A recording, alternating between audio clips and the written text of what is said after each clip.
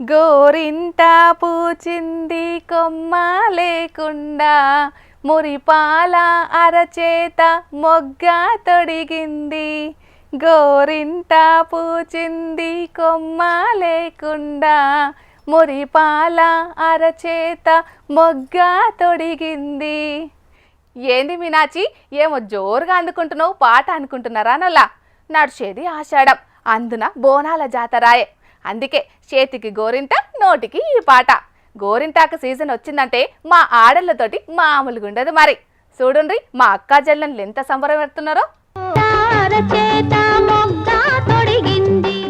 అరచేతుల పెట్టమని ఓ అక్క, చేతి ఏళ్లకు పెట్టమని ఓ చెల్లె, చేతులకేనా కాళ్ళ ఏళ్లకు కూడా పెట్టుకుంటానని ఓ అవ్వ.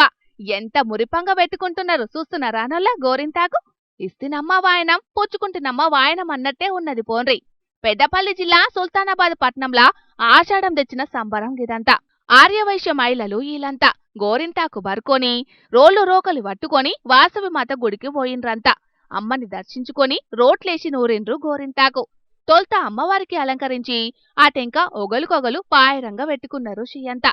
ఇక అంతా అయినాక చేతులు చూయించుకుంటా ఒక సంబరం కాదు మా అక్క జల్లన్లందరిది.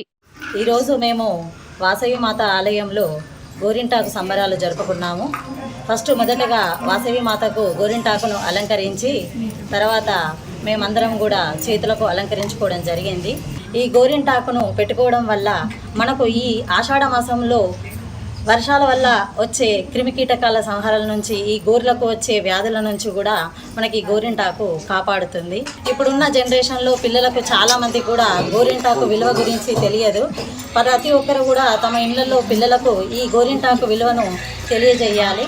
గదన్నట్టు ఏదో అందం కోసం పెట్టుకునుడు కాదు, గోరింటాకు ఎనుక కూడా సైన్స్ ఉన్నది. ఆయిటి ఊనిందంటే వచ్చే రోగాలకు యాంటీబయాటిక్ గా పనిచేత్తదట గోరింటాకు. అంతేకాదోల్లో పెయ్యికి సల్వజెత్తదట. పార్వతీదేవి అంశమే ఈ గోరింటాకని ఒక కథ కూడా ఉన్నదోల్లో. ఈ కాలం పొలగాళ్లకు గీ ముచ్చట్లన్నీ తెలవకుండా పోతున్నాయి. గందుకే గోరింటాకు గొప్పతనమేందో నలుగురికి తెలవాలని ఇట్లా సంబరంగా చేసిండ్రి కార్యం. అది సరేగాని పబ్లికు, మీరు పెట్టుకున్నారా నల్ల గోరింటాకు?